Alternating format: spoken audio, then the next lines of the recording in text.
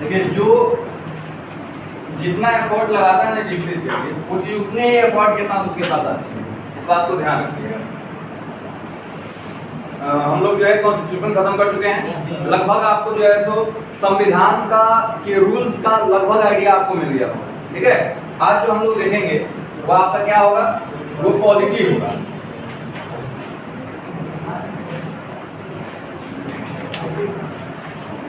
राजनीति शास्त्र।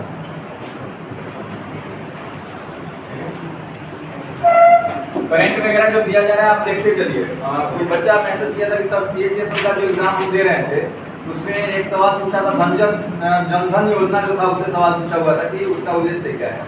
ठीक है, जो बताया जा रहा है, देखिए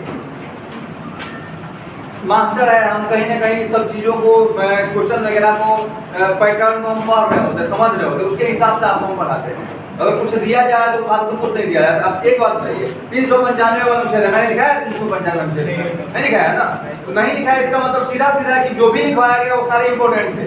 अगर उसको भी आप छोड़ दीजिएगा तो फिर झूठों का तैयारी कर रहे हैं आप। ठीक है, पॉलिटी के अंतर्गत हम लोग जो बेसिकली देखेंगे कि केंद्र सरकार में शासन सत्ता कैसे चलती है, राज्य सरकार में शासन सत्ता कैसे चलती है, जो पंचायत होता है उसमें शासन सत्ता कैसे चलती है, भारत के अंदर जो न्यायालय है वो किस प्रकार से कार्य करता है। इन 4-5 टॉपिक्स को हम लोग जो है अगले लगभग 10 क्लास में कवर करेंगे। ठीक है, सबसे पहले हम देखते हैं केंद्र में जो शासन सत्ता चलाती है वह चलाती कौन है? केंद्र में कौन शासन सत्ता चलाती है? संसद चलाती है। संसद के कितने अंग होते हैं? 3 अंग होते हैं। राष्ट्रपति, लोकसभा और राज्यसभा। राज्यसभा नहीं, राज्यसभा। ठीक है, ये तीनों मिलकर के जो है शासन सत्ता को चलाती है और इसी के कारण हम लोग सीधा क्या बोल देते हैं, शासन सत्ता को चला रही है। ठीक है, इसमें हम लोग राष्ट्रपति को तत्काल पढ़ेंगे। इस पिक्चर को बनाइए।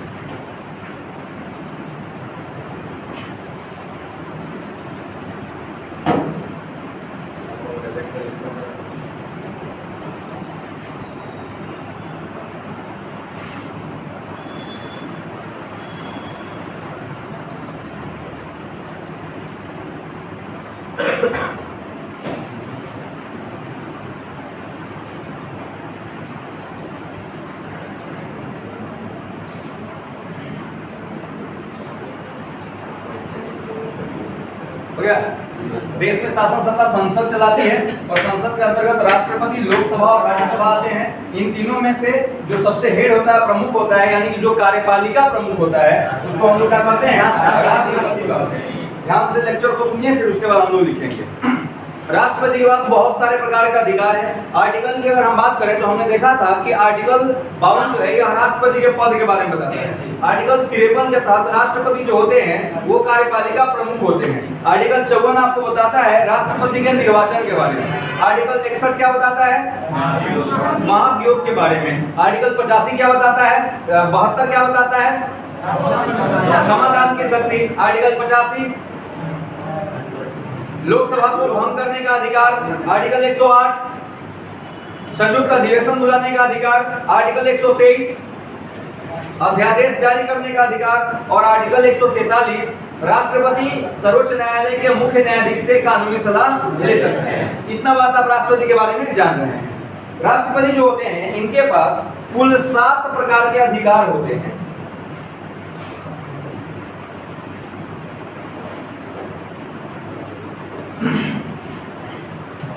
राष्ट्रपति के पास कितने प्रकार के अधिकार होते हैं? राष्ट्रपति के पास 7 प्रकार के अधिकार होते हैं। 7 प्रकार के अधिकार होते कौन कौन से हैं? वित्तीय, विधायी, न्यायिक, कार्यपालिका,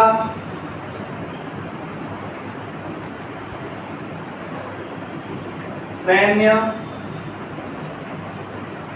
राजनयिक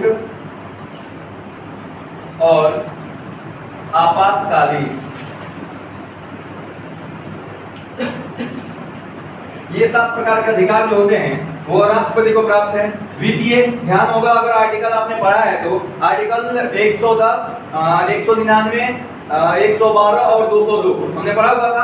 उसमें जब भी धन विधेयक पास होगा वह राष्ट्रपति के पूर्व अनुमति के पश्चात ही पास होगा। विधायी का मतलब होता है कि उनको किसी भी प्रकार के जो लोग होते हैं, जो भी चुन करके आते हैं, उनको शपथ दिलाने का अधिकार होता है। न्यायिक को क्षमा कर सकते हैं किसी भी को। कार्यपालिका सारे काम होंगे किसके नाम पे? राष्ट्रपति के नाम पे होंगे, करते हैं उनके लोग हैं। सैन्य यानी कि सेनाओं के सर्वोच्च कमांडर कौन होते हैं?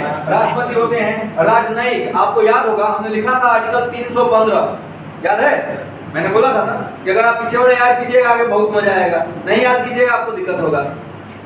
अब 315 समझ नहीं आ रहा होगा क्या कह रहा है? आ रहा है? नहीं, कम से कम मास्टरों का तो बात आप लोग मानिए।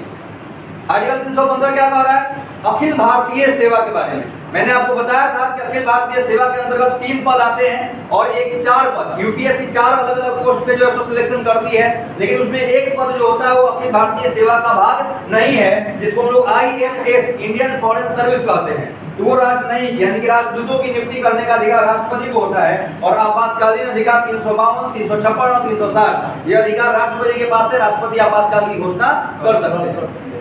क्लियर? इसके अलावा राष्ट्रपति के पास 3 प्रकार के वीटो का अधिकार होता है। वीटो देखिए, सामान्य तौर पे भारतीय शासन सत्ता में केंद्र सरकार के अंतर्गत जो सबसे हेड होता है, केंद्रीय सत्ता में सबसे हेड राष्ट्रपति होते हैं। लेकिन आर्टिकल 352 में एक बात कह दी गई है कि राष्ट्रपति मंत्रिमंडल की सलाह को मानने के लिए बाध्य होंगे। अब समस्या यहाँ पे है कि राष्ट्रपति सबसे हेड है, आप अपनी मर्जी से कुछ कर ही नहीं सकते हैं, तो फिर तो वो दायरे में आगे किसके? मंत्रिमंडल के। यानी कि मंत्रिमंडल जब जैसे चाहे तैसे राष्ट्रपति से करवा सकती है। लेकिन उसमें एक चीज किया गया है कि नहीं, ऐसा हो सकता है बट राष्ट्रपति के पास भी अपना कुछ अधिकार होगा। राष्ट्रपति के पास क्या अधिकार होगा? तो राष्ट्रपति के पास वीटो का अधिकार होगा। यानी कि वीटो के अधिकार का मतलब होता है कि वो अपनी मर्जी का मालिक 3 केसेस में, ठीक है? निरपेक्ष वीटो, निलंबनकारी वीटो और पॉकेट वीटो, ये 3 प्रकार के वीटो का अधिकार राष्ट्रपति को है। ये क्या होता है मैं समझाऊंगा। ये अधिकार राष्ट्रपति के पास है और इन तीनों अधिकारों का प्रयोग राष्ट्रपति अपनी मर्जी से कर सकता है। इसको मानने के लिए किसी के लिए बाध्य होने की जरूरत नहीं है, ठीक है? राष्ट्रपति का जो निर्वाचन होता है, चुनाव, वो अप्रत्यक्ष मतदान प्रणाली के आधार पर होता है। अप्रत्यक्ष मतदान प्रणाली का मतलब क्या है कि जिसमें हम लोग यानी कि जनता पार्टिसिपेट नहीं करती है। जिसमें कौन पार्टिसिपेट करते हैं? जनता द्वारा चुने गए प्रतिनिधि, ठीक है? तो राष्ट्रपति के चुनाव में लोकसभा के सभी निर्वाचित सदस्य, लोकसभा के, ध्यान रखिएगा ऑप्शन में आपको दिया आता है लोकसभा के सदस्य, राज्यसभा के सदस्य। तो लोकसभा के सदस्य बिल्कुल गलत है। लोकसभा के सभी निर्वाचित सदस्य, लोकसभा में जो सदस्यों की संख्या है वर्तमान टाइम में वो आपको 545 है, जिसमें से 543 सदस्य आते हैं निर्वाचित होकर और 2 सदस्यों को राष्ट्रपति मनोनीत करते हैं। तो जो निर्वाचित होकर आते हैं ना वही पार्टिसिपेट करेंगे, प्लस राज्यसभा के सभी निर्वाचित सदस्य। राज्यसभा में कितनी सीटें हैं? राज्यसभा में 245। इसमें से 12 सदस्य राष्ट्रपति मनोनीत करते हैं। बस कितने गए? 233। 233 सदस्य विभिन्न राज्यों से चुन के आते हैं और सभी राज्यों की विधानसभाओं के सभी निर्वाचित सदस्य। राष्ट्रपति के चुनाव में 3 लोग पार्टिसिपेट करते हैं, लोकसभा के सभी निर्वाचित सदस्य, राज्यसभा के सभी निर्वाचित सदस्य और सभी राज्यों की विधानसभाओं के सभी निर्वाचित सदस्य। और इसके मतदान को एकल संक्रमणीय मत प्रणाली कहा जाता है। जैसे मान लीजिए कि आप सुनते होंगे अगर टोटल मिलाया जाएगा तो 1700 के आसपास, 1700 कुछ के आसपास पड़ता है टोटल विधायक सांसद वगैरह को लेकर के। लेकिन राष्ट्रपति जो है अगर जो हारता है वो 1 लाख, 1.5 लाख, 2 लाख वोट से हार गया। ऐसे कैसे हुआ? तो होता यहाँ पे ये है कि मान लीजिए कि कोई सांसद है जिसने राष्ट्रपति को वोट दिया है, तो सांसद को अपने सीट पर खड़ा होने के लिए जब वो जीता था तो जितनी वोटें प्राप्त हुई थी वो सारी वोटें काउंट हो जाएंगी। ठीक है, इसी को एकल संक्रमणीय मत प्रणाली कहते हैं। राष्ट्रपति का चुनाव एकल संक्रमणीय मत प्रणाली के आधार पर अप्रत्यक्ष मतदान प्रणाली के द्वारा होता है। क्लियर? अगर राष्ट्रपति का जो चुनाव है, निर्वाचन है, उससे मामला अगर उलझ जाता है तो उस मामले की सुनवाई जो होगी वो कहाँ होगी? वो सुप्रीम कोर्ट में होगी। ठीक है, राष्ट्रपति को अगर पद से हटाना होगा तो उस पर क्या रहेगा? महाभियोग। राष्ट्रपति पर महाभियोग लोकसभा या राज्यसभा दोनों में से कोई एक 2/3 बहुमत से महाभियोग लगा सकता है। अगर लोकसभा 2/3 बहुमत से लगाती है महाभियोग तो राज्यसभा 2/3 बहुमत से उस महाभियोग की पुष्टि कर देगी। अगर कर देगी तो राष्ट्रपति को अपने पद से त्यागपत्र देना होगा। अगर लोकसभा महाभियोग लगाएगी और राज्यसभा उसकी पुष्टि नहीं कर पाई तो राष्ट्रपति अपने पद से त्यागपत्र नहीं देंगे। अगर राज्यसभा ने 2/3 बहुमत से महाभियोग लगाया तो लोकसभा को 2/3 बहुमत से उस महाभियोग की पुष्टि करना होगा। अगर ये पुष्टि कर देता है तब राष्ट्रपति को अपने पद से त्यागपत्र देना होगा। ध्यान रखिएगा, राष्ट्रपति पर महाभियोग लोकसभा या राज्यसभा दोनों में से कोई भी सदन लगा सकती है। क्लियर? अब राष्ट्रपति पर अगर महाभियोग लग जाता है तो अपने पद से त्यागपत्र देंगे। तो वह त्यागपत्र किसको देंगे? राष्ट्रपति अपना त्यागपत्र किसको देंगे? उपराष्ट्रपति को देंगे। लेकिन मान लेते हैं कि उपराष्ट्रपति अपने पद पर नहीं हो तो त्यागपत्र किसको देंगे? नहीं, अगर उपराष्ट्रपति पद पर ना हो तो वो त्यागपत्र लोकसभा के अध्यक्ष को देंगे, क्योंकि राष्ट्रपति का जो चुनाव होता है उसको लोकसभा का अध्यक्ष करवाता है और राष्ट्रपति जो त्यागपत्र उपराष्ट्रपति को देते हैं वो त्यागपत्र उपराष्ट्रपति ले जाकर लोकसभा के अध्यक्ष को देता है। ठीक है, लेकिन यहाँ पे दूसरे कंडीशन में आ जाइए, अगर राष्ट्रपति अपने पद से त्यागपत्र देता है तो उसके पद को कौन संभालेगा? उपराष्ट्रपति संभालेंगे। लेकिन अगर उपराष्ट्रपति किसी कारणवश उनके पद को संभालने में सक्षम न हो तो उनके पद को कौन संभालेगा? अब सर्वोच्च न्यायालय का मुख्य न्यायाधीश।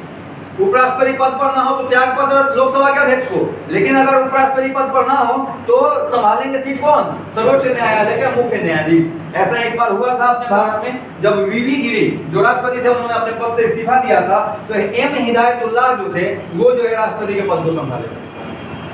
ठीक है, भारत का जो राष्ट्रपति होता है वो लगभग ब्रिटेन के सम्राट की इक्विवेलेंट होता है, यानी कि जो स्थिति जो हालत ब्रिटेन के सम्राट की होती है उसी तरह की हालत राष्ट्रपति की भी होती है। क्लियर? राष्ट्रपति संसद के अगर पूछ ले कि कितने सदस्यों को मनोनीत करते हैं तो सिंपल सी बात है कि संसद, अभी आपने देखा है कि संसद का मतलब राष्ट्रपति, लोकसभा और राज्यसभा। तो राष्ट्रपति किसको मनोनीत करेंगे? तीन दोनों को देख लीजिए, 12 को ये, 2 को ये, कितना हो गया? 14। यानी कि सवाल आपसे पूछे कि राष्ट्रपति संसद के कितने सदस्यों को मनोनीत करेंगे तो 14। अगर सवाल पूछे राष्ट्रपति लोकसभा के कितने सदस्यों को मनोनीत करेंगे तो 2, राज्यसभा के 12। लेकिन संसद कर दे तो क्या हो जाएगा? 2 हो जाएगा और 14 हो जाएगा। क्लियर? अभी तक जितने भी राष्ट्रपति हुए हैं उन सबका एक बहुत ही शानदार सा ट्रिक है। राजू की राधा जाकर गिरी फखरुद्दीन रेड्डी की जेल में, तब रामाशंकर नारायण के कलम से प्रतिभा निकली प्रणव के कोविंद की। राष्ट्रपति खत्म। ठीक है, सारे राष्ट्रपतियों की अपनी कुछ खास बातें हैं, तो जब हम लोग उस ट्रिक को कवर करेंगे तो उसी दौरान उनकी खास बातों को लिखते हुए आगे बढ़ेंगे। समझ में आया? मोटा मोटी आइडिया लगा? चलिए, हेडिंग है आपका राष्ट्रपति।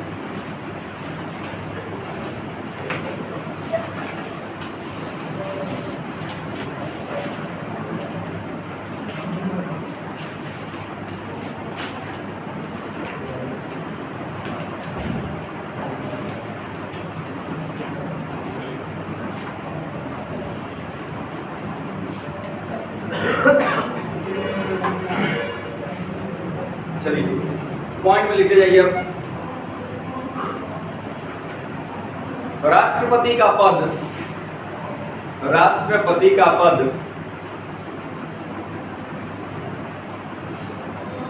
अनुच्छेद 52 बताता है।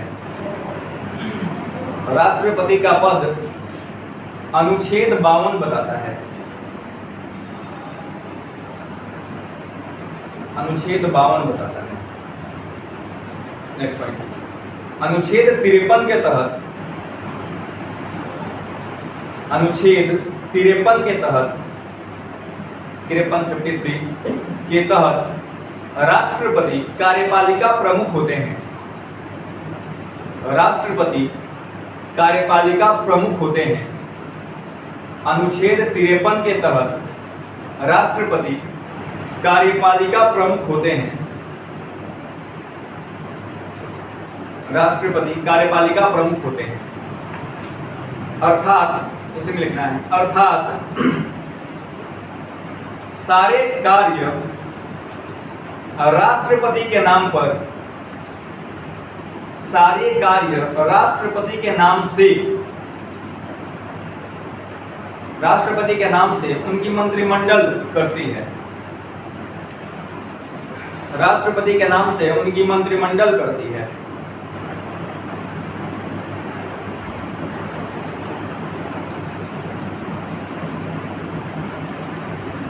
नेक्स्ट पॉइंट, अनुच्छेद 54,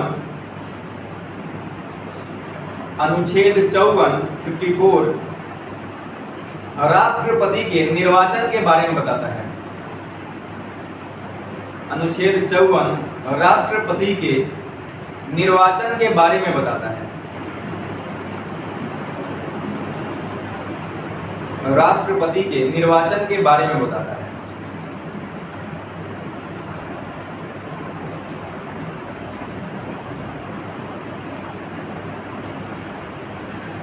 नेक्स्ट पॉइंट, राष्ट्रपति का निर्वाचन, इसी का अगला पॉइंट है। राष्ट्रपति का निर्वाचन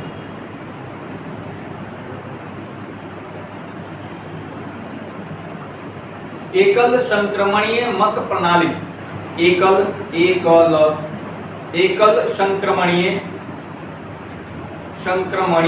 मत प्रणाली, एकल संक्रमणीय मत प्रणाली के आधार पर, एकल संक्रमणीय मत प्रणाली के आधार पर अप्रत्यक्ष मतदान प्रणाली के द्वारा होता है। अप्रत्यक्ष मतदान प्रणाली के द्वारा होता है।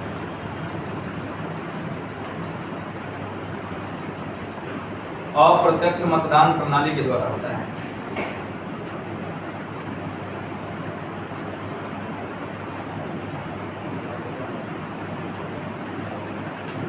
नेक्स्ट पॉइंट, राष्ट्रपति के चुनाव में, राष्ट्रपति के चुनाव में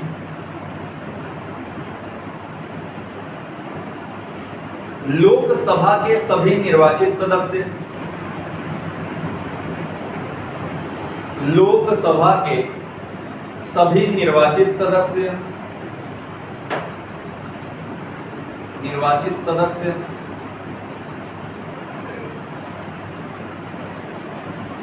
कौमा राज्यसभा के सभी निर्वाचित सदस्य,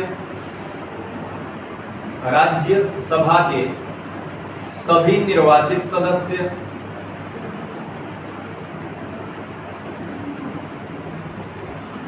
तथा सभी राज्यों की,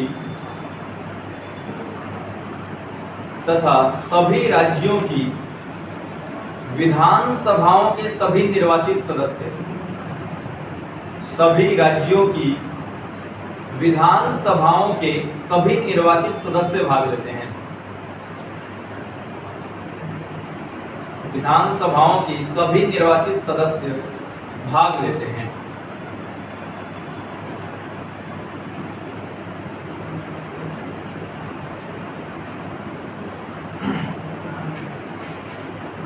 नेक्स्ट पॉइंट, राष्ट्रपति के चुनाव से संबंधित मामले, राष्ट्रपति के चुनाव से संबंधित मामले, चुनाव से संबंधित मामले उच्चतम न्यायालय द्वारा सुलझाए जाते हैं। उच्चतम न्यायालय, सुप्रीम कोर्ट, उच्चतम न्यायालय द्वारा सुलझाए जाते हैं।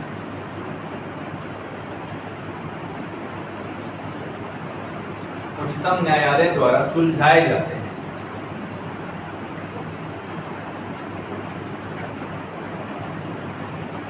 अब मान लिए कि हमको राष्ट्रपति बनने का मन है, तो भैया राष्ट्रपति बनने का मन होने से नहीं ना होता है, कुछ ना कुछ उसकी योग्यता, कुछ कंडीशन रखी गई होगी। जैसे मान लीजिए कि आप लोग बहुत सारे लोग बहुत सारी चीजों की तैयारी कर रहे हैं, अब आप ग्रुप डी की तैयारी कर रहे हैं, ITI है ये नहीं है, तो फॉर्म भर पाइएगा? नहीं भर पाइएगा, क्योंकि उसका एक योग्यता फिक्स किया गया है कि आपके पास इस तरह का स्किल होगा तो फलाना फॉर्म आप भर सकते हैं। उसी तरह से राष्ट्रपति अगर आपको बनना है, कुछ कंडीशंस है जो अप्लाई करने होते हैं। सबसे पहला कि आप भारत के नागरिक हो, दूसरा कि आपकी आयु 35 वर्ष से अधिक की हो चुकी हो या 35 वर्ष की हो चुकी हो, तीसरा आप लोकसभा और राज्यसभा जो होता है उनके कम से कम 50 सदस्यों द्वारा अनुमोदित और 50 सदस्यों द्वारा समर्थित हो, ठीक है। तब उसके बाद आप जब 50 सदस्यों द्वारा अनुमोदित और 50 सदस्यों द्वारा समर्थित होंगे तो उसके बाद आप जो है सो राष्ट्रपति बनने की योग्यता रख सकते हैं, यानी कि आप नॉमिनेशन में भाग ले सकते हैं। जैसे आप देखिएगा जब पंचायती चुनाव होता है तो पंचायती चुनाव में जो लोग खड़े होते हैं उसके अलावा 2 आदमी और चाहिए होता है, गवाह के रूप में चाहिए होता है ना। अगर 2 आदमी नहीं मिलता तो बंदा जो है सो नॉमिनेशन ही उसका नहीं होगा, इलेक्शन कैसे लड़ेगा। लेकिन अलग बात है कि 2 आदमी के बदले पूरा टोला गया होता है, क्योंकि जैसे नॉमिनेशन होगा मिठाई चलने वाला है नहीं। उसी तरह से राष्ट्रपति एक अगर बनना है, राष्ट्रपति के लिए नॉमिनेशन आपको करवाना है तो कम से कम आपके साथ 100 लोग चाहिए, तब आपके राष्ट्रपति का नॉमिनेशन हो पाएगा, फिर उसके बाद आप जो है इलेक्शन लड़ पाइएगा, ठीक है। एक हेडिंग लिखिए छोटा सा, राष्ट्रपति के लिए योग्यता।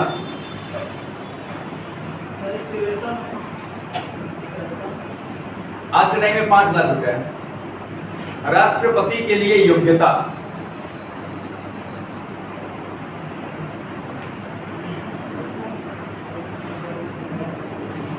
अब ABCD करके लिख लीजिएगा। ए नंबर,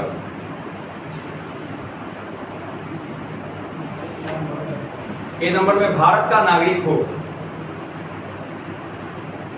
भारत का नागरिक हो,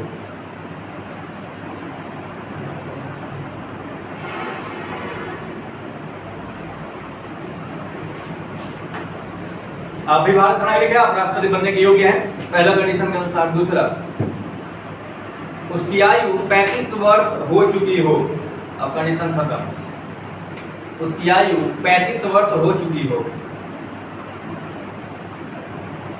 35 वर्ष हो चुकी हो। इस बार के पंचायती चुनाव में कहां से ये मुझे ध्यान में नहीं है, लेकिन एक आदमी खड़ा हुआ था, उसके घर में कुल 7 सदस्य थे, 7 वोटर थे, उसको टोटल 3 को वोटे मिला था, मतलब घरों वाला उसको वोट नहीं दिया था। और सोचिए लोग क्या देगा वोट। तीसरा कंडीशन, वह किसी लाभ के पद पर ना हो, वह किसी लाभ के पद पर ना हो, यानी कि सरकारी जॉब वगैरह में वो नहीं होना चाहिए, अगर है तो उसको रिजाइन देना होगा। वह किसी लाभ के पद पर ना हो,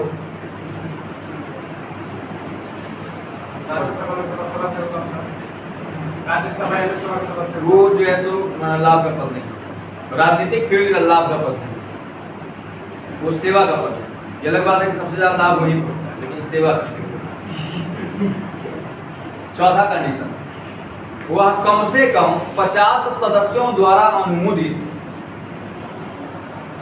वह कम से कम 50 सदस्यों द्वारा अनुमोदित, 50 सदस्यों द्वारा अनुमोदित तथा 50 सदस्यों द्वारा समर्थित हो, 50 सदस्यों द्वारा अनुमोदित तथा 50 सदस्यों द्वारा समर्थित हो।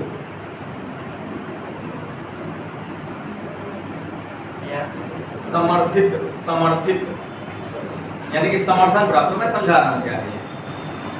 देखिए, अनुमोदन का मतलब हुआ कि 50 लोग आ रहे हैं कि हाँ ठीक है हम इनको जो है वोट देंगे, और 50 लोग और उसका समर्थन भी कर रहे हैं कि हाँ हम पक्का इनको वोट देंगे, ठीक है। तो ये अनुमोदन और समर्थन होता है। चलिए अगले पॉइंट में आ जाइए। अब मान लीजिए ये सारे कंडीशन अप्लाई करते हैं, एकल संक्रमणीय मत प्रणाली के आधार पर आपका जो है सो सिलेक्शन हो जाता है। किस काम के लिए? राष्ट्रपति के लिए। तो राष्ट्रपति के लिए जब सिलेक्शन हो गया तो आपको शपथ कौन दिलवाएंगे? सर्वोच्च न्यायालय के मुख्य न्यायाधीश। शपथ किस अनुसूची में वर्णित है? तीसरी अनुसूची में वर्णित है। आ रहा है ना पीछे वाला सब रिवाइज मारिए। इसलिए मैंने कल बोला था कि आप जी जान लगा दीजिए, अगर लगा दिए होते तो आज बहुत मजा आ रहा होता, लेकिन आपको तो जो है सो पता नहीं, तो अपने आप को समझते क्या है आप लोग, हमको आज नहीं समझ में आएगा। देखिए अगले पॉइंट, राष्ट्रपति को अगला पॉइंट नहीं, अगला पॉइंट वो चारों हो गया, 4 कंडीशन था, अब अगला पॉइंट बनाइए। राष्ट्रपति को उसके पद का शपथ सर्वोच्च न्यायालय के मुख्य न्यायाधीश दिलवाते हैं। राष्ट्रपति को उसके पद का शपथ सर्वोच्च न्यायालय के मुख्य न्यायाधीश दिलवाते हैं। सर्वोच्च न्यायालय के मुख्य न्यायाधीश दिलवाते हैं।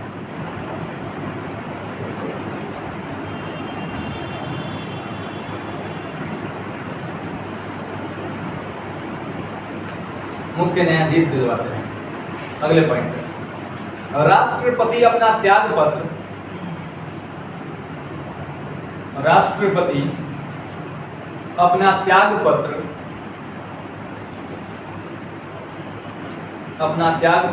उपराष्ट्रपति को देता है। राष्ट्रपति अपना त्याग पत्र उपराष्ट्रपति को देता है, परंतु उसी में लिखना है, परंतु यदि उपराष्ट्रपति अपने पद पर न हो, परंतु यदि उपराष्ट्रपति अपने पद पर न हो, तो राष्ट्रपति अपना त्याग पत्र लोकसभा के अध्यक्ष को देता है। राष्ट्रपति अपना त्याग पत्र लोकसभा के अध्यक्ष को देता है।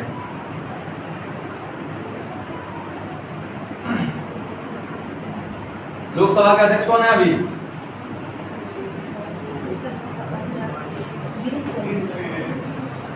सब कुछ गिरीश चंद्र मुर्मू को बना दीजिए आप लोग।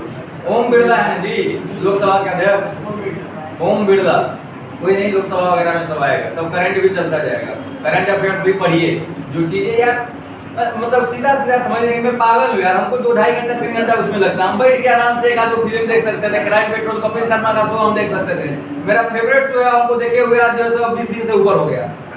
कोई भी ऐसा दिन नहीं होता था जिस दिन मैं 1-2 क्राइम पेट्रोल का सीरीज ना देख लूं, 1-2 जो कपिल शर्मा का शो ना देख लूं। मैं दोनों नहीं देख पा रहा हूं आप लोगों के चलते। आप लोग हैं कि सब कुछ देख रहे हैं, इसको छोड़ के करंट भी जरूरी है, उसको कवर करिए। चलिए देखिए, इतना कहानी तो रोजे होता है। अच्छा गांव में आप देखें वो जानवर होता है, काला काला कलर का होगा, कान थोड़ा सा उसका बड़ा होता है, पीछे कुछ होगा, 4 पैर होता है, भैंस कहते हैं उसको।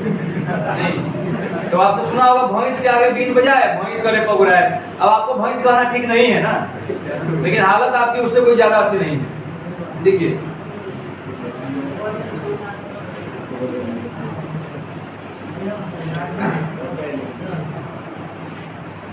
नेक्स्ट पॉइंट, राष्ट्रपति के त्यागपत्र के बाद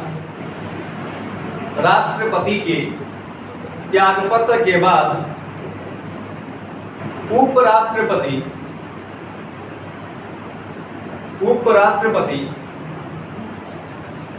उनके पद को संभालेंगे। उपराष्ट्रपति उनके पद को संभालेंगे, परंतु यदि उपराष्ट्रपति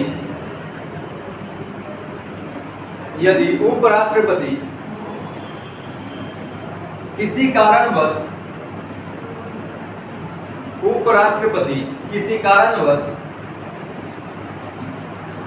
राष्ट्रपति के पद को संभालने में सक्षम न हो, परंतु यदि उपराष्ट्रपति किसी कारणवश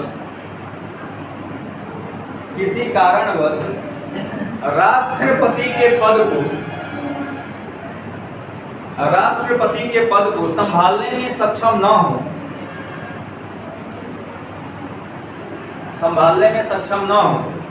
तो सर्वोच्च न्यायालय के मुख्य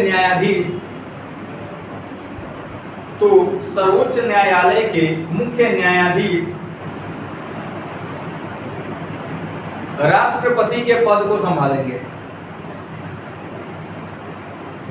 मुख्य न्यायाधीश राष्ट्रपति के पद को संभालेंगे।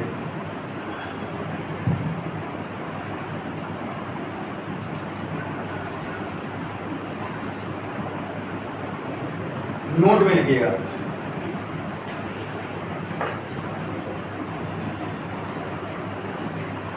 जब वीवी गिरी ने, वीवी गिरी का पूरा नाम है वराहगिरी वेंकट गिरी, जब वीवी गिरी ने बीबी होता है ना, बीबी, तो उसको वह कर देना है। जब वीवी गिरी ने अपने पद से त्यागपत्र दिया था,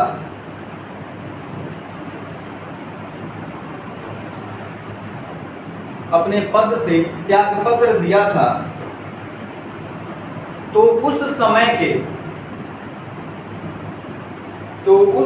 के मुख्य न्यायाधीश, उस समय के मुख्य न्यायाधीश क्या नाम था? एम हिदायतुल्लाह, मोहम्मद हिदायतुल्लाह ने राष्ट्रपति के पद को संभाला था। एम हिदायतुल्लाह ने, तो उस समय के मुख्य न्यायाधीश एम हिदायतुल्लाह ने राष्ट्रपति के पद को संभाला था। राष्ट्रपति के पद को संभाला था। देखिए, ये जो होते हैं ना, ये कार्यवाहक होते हैं। शपथ तो दिलवाना ही होता है, शपथ दिलाया जाता है, लेकिन ये कार्यवाहक होंगे।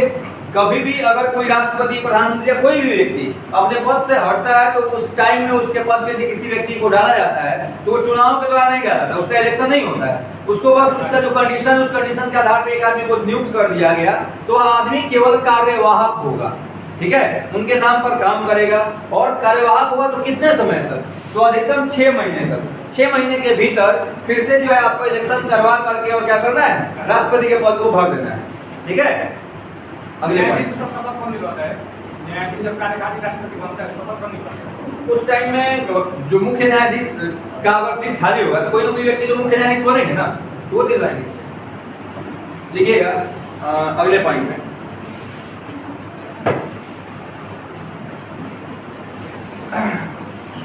कार्यवाहक राष्ट्रपति। कार्यवाहक आप समझ गए ना, जिसका चुनाव नहीं हुआ है, इलेक्शन नहीं हुआ है। कार्यवाहक राष्ट्रपति अधिकतम 6 महीने तक, अधिकतम 6 महीने तक राष्ट्रपति के पद पर रह सकते हैं।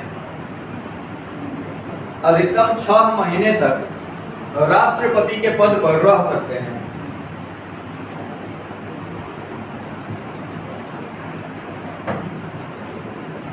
राष्ट्रपति के पद पर रह सकते हैं।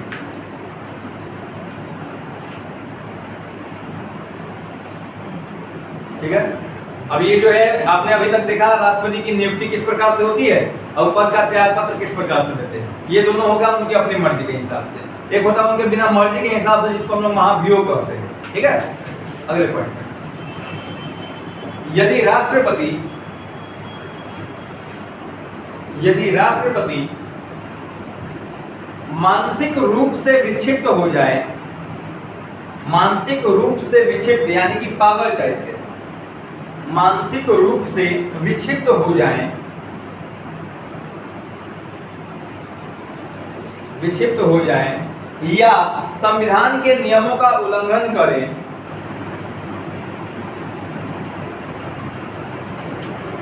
या संविधान के नियमों का उल्लंघन करे, तो उन पर महाभियोग लगाकर,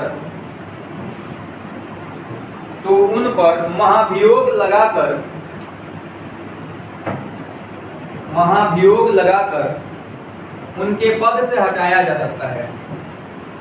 महाभियोग लगाकर राष्ट्रपति के पद से हटाया जा सकता है। राष्ट्रपति के पद से हटाया जा सकता है।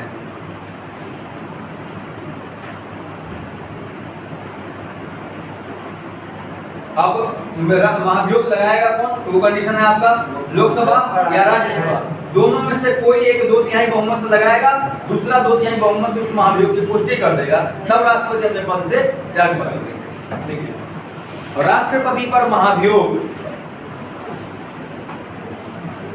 राष्ट्रपति पर महाभियोग महाभियोग लोकसभा या राज्यसभा?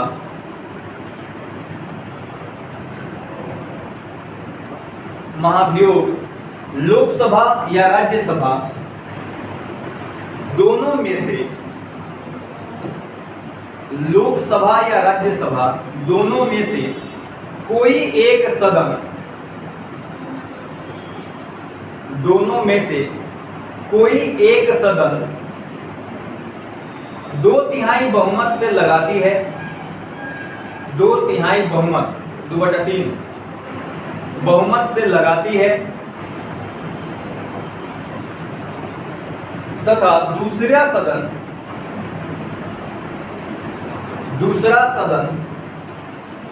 2/3 बहुमत से, दूसरा सदन 2/3 बहुमत से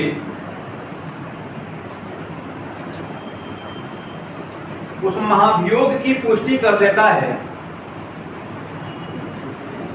2/3 बहुमत से उस महाभियोग की पुष्टि कर देता है, तो राष्ट्रपति को अपने पद से त्यागपत्र देना होगा। तो राष्ट्रपति को अपने पद से त्यागपत्र देना होगा।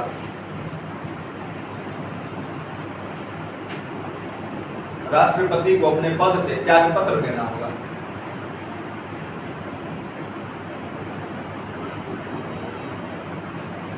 ठीक है।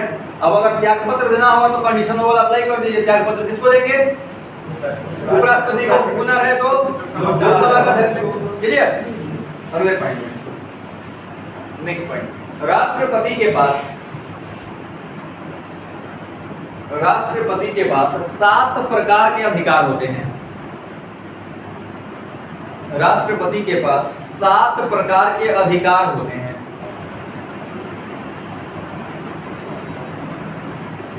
सातों का नाम लिख लीजिए। वित्तीय, विधायिक, न्यायिक, कार्यपालिका, सैन्य, राजनैतिक, राजनयिक और आपका आपातकालीन।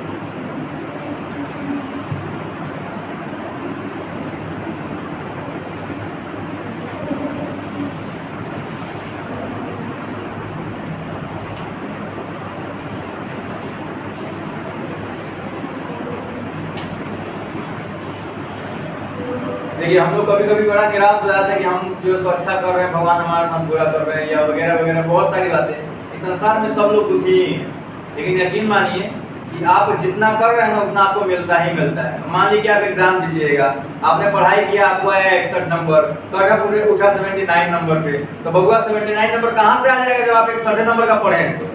बात समझ में आ रही है? जितना का आप मेहनत करते हैं ना उतना गारंटी के साथ मिलता है, 1 पैसा उसको इधर उधर नहीं होता है। और आप नहीं कर रहे हैं मेहनत। बोले ना कि 10 आदमी आप में से ज्वाइन हुआ था, जबकि सबसे ज्यादा जरूरी आप ही के बैच को था, बाकी बैच को तो जरूरत नहीं था। इसका क्या जरूरत है? उसको तो पहले खत्म हो चुका है। उसको तो हमको लगता है कि दोबारा रिवीजन करना पड़ा होगा। आपको रिवीजन जरूरी थी सबसे ज्यादा। ठीक है, आज के बाद अभी से पहले जो छूट गया उसको छोड़िए, गोली मारिए, टाइम के लिए तो उसको देखिए, लेकिन आज से ही कम से कम वो 4 टाइम वाला रूल्स को फॉलो करना शुरू कीजिए। क्वालिटी से शुरू कीजिए। अरे जब जाओ तभी सवेरा नहीं, आज ही से शुरू कीजिए, लेकिन याद जरूर करिए, करा कीजिए। आप नहीं कीजिएगा कहीं के नहीं रहिएगा। ये 7 प्रकार के अधिकार हो गए। चलिए एक बार और समझा देते इसमें। वित्तीय, जो भी धन विधेयक होता है राष्ट्रपति के द्वारा ही होते हैं। विधायी, जो लोग आते हैं केंद्र में उनको शपथ वगैरह दिलवाने का अधिकार इनको होता है। न्यायिक, क्षमादान की शक्ति इनके पास है। कार्यपालिका, सारे काम इन्हीं के नाम पर होंगे। सैन्य, सेना के सर्वोच्च कमांडर होते हैं। राजनयिक, IAS की नियुक्ति करने का अधिकार इन्हीं को होता है। और आपातकालीन, इमरजेंसी की घोषणा करने का अधिकार राष्ट्रपति को होता है। ठीक है। अब सामान्य तौर पे हमने क्या बोला कि शासन सत्ता संसद चलाती है। ठीक है। लेकिन हाईलाइट जो हमको दिख रहे होते हैं उसमें से कुछ ना कुछ सदस्य दिखेंगे ना। जैसे शादी विवाह होता है तो शादी विवाह में जो है सो बहुत सारे लोग मेहनत कर रहे होते हैं, बहुत सारे लोग काम कर रहे होते हैं, लेकिन जब बारात द्वार पर पहुंचता है उस समय दिखाई खाली मिठाई वाला दे रहा होता है, जो मिठाई के गोदाम में जिसका हेडिंग होता है, समान तौर पे उसमें जीजा होंगे, नहीं तो जो है सो फूफा होंगे, ये लोग जैसे वहाँ के मामा हो सकते हैं। तो वो लोग जो है सो सबसे ज्यादा फेमस हो जाते हैं, लोग जो है सो उनके आगे पीछे घूमना शुरू करते हैं। उसी तरह से काम बहुत सारे लोग करते हैं, लेकिन उसमें जो सबसे फेमस हो जाते हैं वो लोकसभा के कैबिनेट मिनिस्टर्स हो जाते हैं। कैबिनेट मिनिस्टर यानी कि जिसको आप वित्त मंत्री, क्या कहते हैं, रेल मंत्री, आप जो है सो गृह मंत्री, ये सब के नाम से जानते हैं ना। ये सारे लोग फेमस हो गए, बाकी सब लोग क्या हो गए आउटसाइड में। जैसे फिल्म बनती है, अभी आ रहा है सम्राट पृथ्वीराज, अक्षय कुमार फेमस हो जाएंगे, सोनू सूद फेमस हो जाएंगे, एक और कोई ये फेमस हो जाएंगे। डायरेक्टर का नाम जानेंगे जानेंगे नहीं जानेंगे, उसके अंदर पीछे वाला जो एक्टर है वो सबको किसको हम लोग जानते हैं, लेकिन उसके अंदर बहुत सारे लोगों का मेहनत होता है। उसी प्रकार से यहाँ पे जो मेन हो जाता है वो आपको कैबिनेट मिनिस्टर्स हो जाता है, और कैबिनेट मिनिस्टर्स के ही प्रधान को हम लोग क्या कहते हैं, प्रधानमंत्री कहते हैं। यह कौन सा आर्टिकल बताता है,